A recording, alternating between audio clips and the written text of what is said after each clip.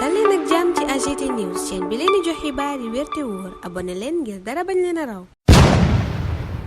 AGT News. jërë ngeen jëf ci ànd bi ak AGT News. commissaire Boubacar Sadio ba tey bàyyiwul président Macky Sall. commissaire divisionnaire de police de classe exceptionnelle bi retraité mënta wannaasu di gis njiitu réew ma woon wéy di jot ay avantage ci Sénégal ba nuppi di liggéeyal France ak njiitam Emmanuel Macron. loola mu jàppe ko haute trahison doole ci itam bakkan yu bari yi root ci nguuru président Macky Sall niki njombe yi mu fi def ba mu jiite réew mi. ci yooja mbir yépp nag commissaire Boubacar Sadio sàkku ci ki jiite réew mi tey di président Bassirou Diomaye Faye mu def ca la mu ca war a def. mi ngi ko xamle ci ab bataaxal bu mu fësal ko dënkal ci waxtaan wi moom mi jàppee Macky Sall accident taarixu politique ci Sénégal laata ñu ko teewlu ñu ngi leen di ñaan ngeen aimé vidéo bi te partagé ko ngir may ñeneen ñu mun ci jot. waaw li ma wax ci bataaxal bi lu leer la mooy fan yi yëpp da ngay gis coow li bëri na ba fan yi sax am na ci ancien premier ministre bi Aminata Touré nga xam ne yëkkati na baatam muy baat boo xam ne vraiment dafay law ci biir Sénégal mais dafay law bitim réew parce que jigéen la boo xam ne am na crédibilité internationale. donc et li mu wax ànd naa ci bu baax a baax pour man sax warul interpeller sax Emmanuel Macron parce que Emmanuel Macron par président France yoonam nekkul ci intérêt Sénégal donc moom li koy arrangé rek donc li ñu war a interpeller mooy suñu njiit yu bees yi muy président Diomaye Faye n'est-ce pas moom la ñu war a interpeller pour ne ko vraiment lii mu seet ñu ko dakale parce que kii dafa nekkoon président de la République bu Sénégal mu dem nekkatu ko donc loolu dafa am loo xam ne dañ ko jagleel moom ak ñi ko jiitu ñoom jox ko kër jox ko salaire fukki millions weer bu nekk bu amulee kër ñu jox ko ñu weccee ko ci 5 millions et cetera bon ñu jox ko oto jox ko bureau jox ko secrétaire jox ko aide de camp jox ko personnel d'appoint maanaam xëy na ku koy fóotal ku koy toggal ak yu mel noonu et cetera jox ko mu am 40 millions at bu nekk pour di mën a tukki di dem fu ko neex bu feebaree ñu jël ko en charge et cetera loolu pour lan la loolu pour mu nekk ci disposition Sénégal. maanaam ni mu doon jaamoo Sénégal parce que président sénégalais yow jaamu sénégalais yi la seen mbindaan nga donc ni mu doon mbindaanoo sénégalais yi mu continuer di leen mbindaanoo noonu ba nga xam ne état bi boo amee ay mission yoo xam ne dañ ko koy confier mu dem doxaleen waaye nag moom jël leen loolu yëpp boole ko léegi mu nangu dem aussi nekkaat aussi jaamu Emmanuel Macron état français ñun tam di ko jox salaire di ko jox logement di ko jox passeport diplomatique et bu feebaree ñu fekk ko ak yu mel noonu mais ñaari avantage yooyu mënul ànd quoi loo xam ne méngoowul ak loo xam ne yéen jëf bu yiw la quoi moo tax ñu ne léegi vraiment suñu autorité ne seet ñu mën a dàqale loolu waaw même fekk ni sax de loo xam ne mënuñ ko supprimer totalement mais ñu ajandi ko ba nga xam ne léegi moom liggéey ba la muy def fële fekk pare na ci xel mi mun a jël ay reprendre maintenant ay avantages yi mu amoon fi mais loolu mu def day loo xam ne vraiment dafa ñaaw day loo xam ne nit ko amul disons kerse la nit ko xam ne vraiment bañoo dara rusoo dara yaay mën a nangu yu mel noonu quoi te ñoom gis nañu vraiment condition nga xam ne noonu la génne Sénégal génne na Sénégal pour te ni muy génne Sénégal dafa wane Sénégal yi faale wu ma leen dama leen a jëppi dama leen a mere voilà. dem nga ba di ko tuumaal haute trahison est-ce que loolu ci li muy liggéeyal Macron rek nga ko tënk wala jéggi na loolu dem ba ci mbir yoo xam ne xew na jamono ji mu jiitee Sénégal. xam nga moom dafa nekkoon fii président de la République donc lundi bu nekk dafa doon président la ñuy wax conseil de sécurité moom ak ñi nga xam ne ñooy kilifa yi mag yi nga xam ne ñoo ŋànk kii nu mu tuddati sécurité réew mi n'est-ce pas donc lundi bu nekk dinañu rendre ko Macky Sall xam na li nga xam ne moom mooy doole armée sénégalaise doole force de défense et sécurité mais xam na aussi li nga xam ne mooy seen faiblesse fi nga xam ne xëy na yëf yi dafa doyee di foofu mais ak secret yu mel noonu te dëgg nañu fi benn général bu France nee na France ak dëkk européen dana war a dellusiwaat dëkk yu mel ni Sénégal dëkk yu mel ni ay Burkina Mali et cetera pour sampaat fa seen doole pour nekkaat di nootaat efficace population bi mais ku mel noonu ñooñu bés boo xam ne jóg nañu xëy na pour def lu mel noonu te Macron di leen liggéeyal est-ce que mën ñu xalaat ni Macron pour neexal leen pour wol leen ni effectivement yéen loolu leen ma sant dinaa ko def donc semaine avantage yi ngeen may jox vraiment continuer ko est-ce que mën ñu xalaat ni day jël ay information da leen ko jox ba nga xam ne ñooñu bés bu ñuy song Sénégal wala bu ñuy song dëkk yooyu vraiment dinañ mën a xam fu ñu jaar te yëf yi dafa leen di yomb donc loolu effectivement mun nañ fa soupçonner acte de haute trahison boo xam ne mën na fa nekk mais waxtuma loolu sax mais président Macky Sall balaa mu doon dem mais def na fi acte de haute trahison yu bëree xam nga lan mooy trahison mooy nga wor sa kaddu loolu mooy trahison waaw léegi nag moom gannaaw président la te moo féete ñëpp kaw moo tax ñu koy tudde haute trahison nit ñi nag dañuy wax ni ne haute trahison kenn firiw ko mais soxla sax ñu koy firi parce que le fait rek yow boo demee président nga waat ne lii ak lii ngay def boo jëlee kii réew mi mais loolu fekk ni teggi nga ko fekk loolu nekkatoo ci fekk loolu respecté wu ko loolu rek déjà haute trahison la nag mais nag si jëfu nu mu tudda ci bés bu nekk vraiment gis nañu ñu bëri yoo xam ne respecté ko def na lu ko neex si day xotti orma constitution fële day def loo xam ne méngawul ak droit dëkk bi gisee ñëpp nu mu demee vraiment fekk dañ ko doon toog fi di ko liim kenn du fi jóge et cetera donc Macky Sall effectivement dañ ko war a topp pour haute trahison te bés bu ñëwee si biir réew mi effectivement autorités yi war nañ jël seen responsabilité d'autant plus que xam nga li gën a métti sax mooy moom balaa mu doon dem dafa saboté gis nga Macky Sall dafa pare woon pour que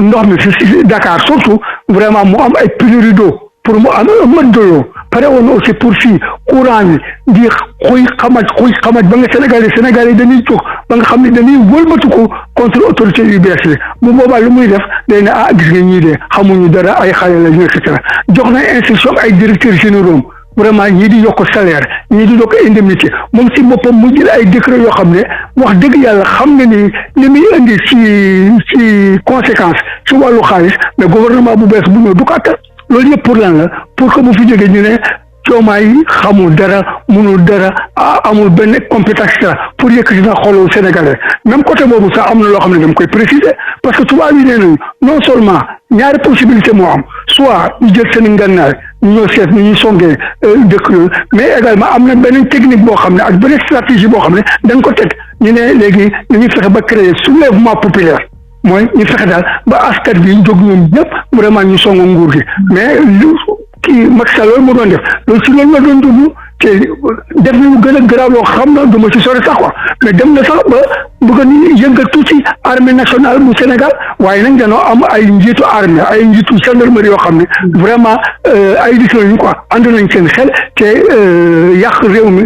jaral leen ñuy def yenn yi quoi waaw loolu moo tax de mais bu dul woon loolu bu tase woon ba yeneen façon officier yi effectivement yeneen façon généraux kon dëkk bi doon na jaxasoo quoi loolu yëpp Macky Sall moo ko def maintenant nag li ma gën a métti mooy président Diomaye di ko jox suñu avion muy dem di Tambambalu et cetera avion boo xam ne ñun ñooy fay ki koy dawal ñun ñoo si def kérosène et cetera n'est-ce pas te moom mu koy jox faveur yooyu jox ko suñu avion te gis na li nga xam ne ay acte li nga xam ne Macky Sall posé na ko Macky Sall bu sañoon gis nga Ousmane Sonko mi da doon dee kaso loolu moo doon yéenam mais yàlla moo si jàpp rek et cetera donc nit ñi dina def yu mel noonu après ngay xaw a layam et cetera ci mbir man daal li ma gëm mooy xeex moom dafay saf mondial ni ko xale yi di waxee waa gàtt bi et puis dañ ko war a reprendre parce que yëf yaa ngi mel ne looy xaw a nooy daal vraiment ñii mënuñ def li ñu def yëpp lu mot presque téeméer xale yu góor Sénégal fi ay ndaw seen digg doole nekk seen yaakaar waajur ñu nga nële ñu tas si sëgg yi nekk ci Sénégal bi yëpp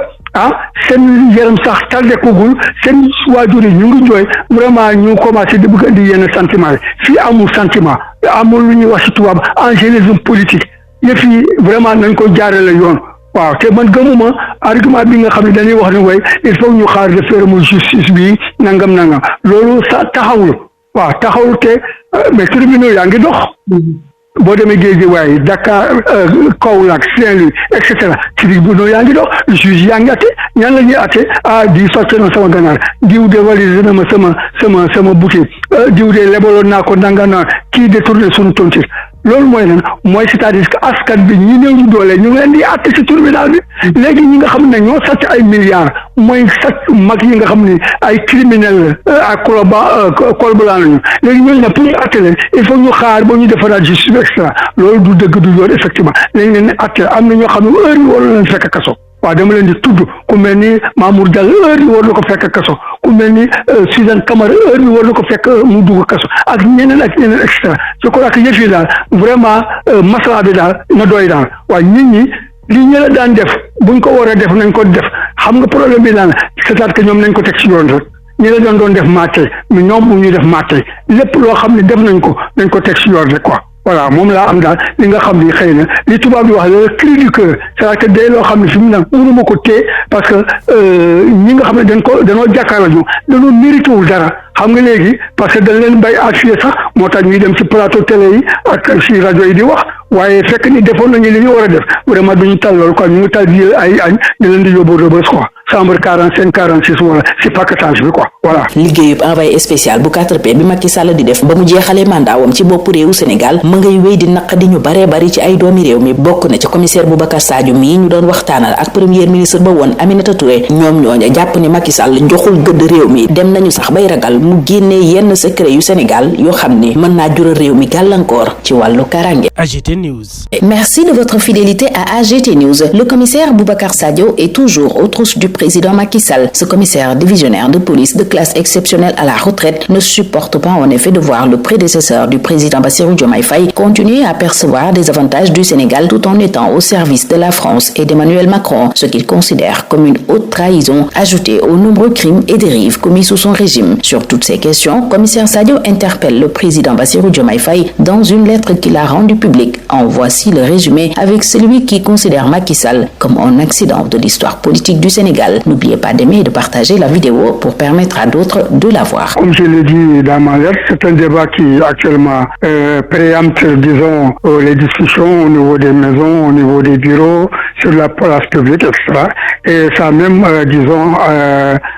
suscité l'intervention de l'ancien Premier ministre Aminata Touré, effectivement, vraiment qui a une audience nationale et internationale, effectivement. Moi, effectivement, c'était pour dénoncer, effectivement, ce cumul indécent, n'est-ce pas, de salaire de l'ex-président Macky Sall, qui, en tant qu'ancien président du Sénégal, bénéficie de certains faveurs, de certains avantages, n'est-ce pas? Il a, je crois, un émolument mensuel de 10 millions, plus maintenant un logement. Bon, à défaut de logement, je crois qu'il y a une unité de logement de l'ordre de 5 millions, n'est-ce pas? Avec maintenant tout le personnel d'apport. Et de l'autre côté aussi, il a été, disons, il est sous les sous, comment dirais-je, l'autorité, sous, disons, comment dirais-je, de Macron, d'Emmanuel Macron, président de la République française, qui effectivement l'a embauché pour être à la tête, comment dirais-je, du Pacte de Paris pour le planète et pour le peuple, là, n'est-ce pas, le quartier, comme on dit. Bon, là également, il bénéficie de salaires, d'avantages matériels, etc., de passeports diplomatiques, etc. Et je crois que ça fait désordre quand même. Parce que si le Sénégal lui donne certains avantages, certains faveurs, c'est pour qu'il reste à la disposition de l'État du Sénégal. Qu'il soit disponible pour toute mission, effectivement, que le Sénégal souhaiterait lui confier, n'est-ce pas? C'est pourquoi il a ces avantages-là. Maintenant, s'il doit maintenant cumuler ces avantages-là avec maintenant d'autres servitudes qu'il doit rendre au profit d'un État tiers de notre président de la République, je crois que vraiment ça fait désordre, c'est indécent moralement et je crois que juridiquement même c'est attaquable, quoi. Qu'est-ce que vous conseillez à l'actuel président à ce propos? Bon, ce que je lui conseille, c'est que vraiment il n'a qu'à étudier le problème et faire en sorte que vraiment ce cumul-là vraiment cesse, n'est-ce pas? Ne serait qu'à défaut de le supprimer, de faire en sorte qu'il y ait une suspension des faveurs et avantages qu'on lui accorde. Maintenant, quand il aura quitté les cartes maintenant, peut-être qu'on pourra reconduire ça. Mais pour l'instant, vraiment, ce que les populations demandent, c'est que, comment dirais-je, les citoyens sénégalais demandent à le président de la République, c'est vraiment d'étudier à fond ce problème-là et de voir vraiment quelles sont les mesures qu'il faut prendre pour que vraiment le président, l'ancien président, soit à la disposition totale et entière de l'État du Sénégal. Voilà, je crois que ça, c'est de sa responsabilité et je crois qu'il doit avoir autour de lui les personnes les mieux indiquées, les mieux placées et les mieux informées pour lui indiquer la voie à suivre. Vous allez aussi jusqu'à même affirmer que le président Macky Sall est coupable de haute trahison. Alors, qu'est-ce que vous lui reprochez concrètement? Est-ce que c'est justement ces services qu'il propose au président Macron ou ça va au-delà, par exemple, les crimes et autres actes commis sous son magistère? Vous savez, la trahison, la définition est simple. Hein. C'est vraiment, comment dirais-je, de ne pas respecter ses engagements, ses promesses. C'est ça la trahison, hein, vraiment aussi simple que cela puisse être défini. Bon, maintenant, on parle de haute trahison parce que vraiment, c'est une haute autorité, il occupait les fonctions les plus suprêmes de ce pays-là. Et maintenant, pour acter, parce que bon, les gens disent que ça n'a pas été défini, mais le fait même, comment dirais-je, de ne pas respecter son serment est une trahison, est une haute trahison. Donc maintenant, on peut alimenter ça, on peut argumenter ça en donnant des éléments factuels. Hein. Bon, il avait promis effectivement, n'est-ce pas, de respecter la Constitution, mais on voit que vraiment, pendant son magistrat, il y a beaucoup de, comment dirais-je, d'actes qu'il a pris, vraiment, qui sont contraires à cette Constitution-là. Il a fait beaucoup de promesses, n'est-ce pas, aux Sénégalais qu'il n'a pas respectées. Et vraiment, je crois qu'il y a une pléthore d'événements factuels qu'on peut présenter aux Sénégalais pour montrer que ce président-là, c'est un président même qui a reconnu publiquement qu'il faisait du Ndjoudiak. Le fait même qu'un président dise qu'il faisait du Ndjoudiak, mais ça c'est aussi une haute trahison. Faire du Ndjoudiak, c'est quoi? C'est-à-dire qu'il versait dans la fourberie, dans la tromperie, dans la duplicité, dans le mensonge, etc. Bon, ça, vraiment, encore une fois, vraiment, c'est des contre-valeurs, n'est-ce pas, qui sont contraires à ces engagements constitutionnels. Donc, vraiment, il y a à boire et à manger hein, pour vraiment indiquer des comportements, des actes posés, des actions menées par le président pour montrer qu'effectivement, il a toujours, disons, baigné dans la haute trahison. Donc, vous encouragez justement toutes les actions aussi qui militent pour son arrestation. Bon, vous savez, j'ai été le premier à dire ici au Sénégal que Macky Sall ne doit pas quitter le territoire sénégalais. J'avais dit, à l'époque même, le président Diomaye n'était pas encore élu, donc effectivement, d'après les sondages, etc., il avait de fortes chances d'être élu. J'avais dit que je ne sais pas qui sera le président de la République. Bon, les gens disent que c'est Diomaye. Et effectivement, la tendance populaire et les sondages indiquent que ce sera Diomaye. Et j'ai dit que M. Diomaye, excusez-moi de l'interpeller comme ça, hein, vraiment c'est pour la commodité du discours, n'est-ce pas? J'ai dit que le jour où Diomaye sera président de la République, s'il prend les rênes du pouvoir à 11h, mais à 13h, le premier acte qu'il doit poser, la première décision qu'il doit prendre, c'est de retirer tous les passeports diplomatiques et vraiment d'interdire toutes les anciennes autorités de ce pays-là à quitter le territoire national, y compris même Macky Sall. C'est ce que j'avais proposé, mais malheureusement, ça n'a pas été fait. Les nouvelles autorités là, ils ont lui accordé un traitement princier, ils ont été vraiment très, comment dirais-je, très gentils, hein, très bienveillants à son égard. Vraiment une sollicitude que personnellement je ne comprends pas. Tout simplement que c'est quelqu'un, avant de partir, avant de quitter ce territoire-là, vous a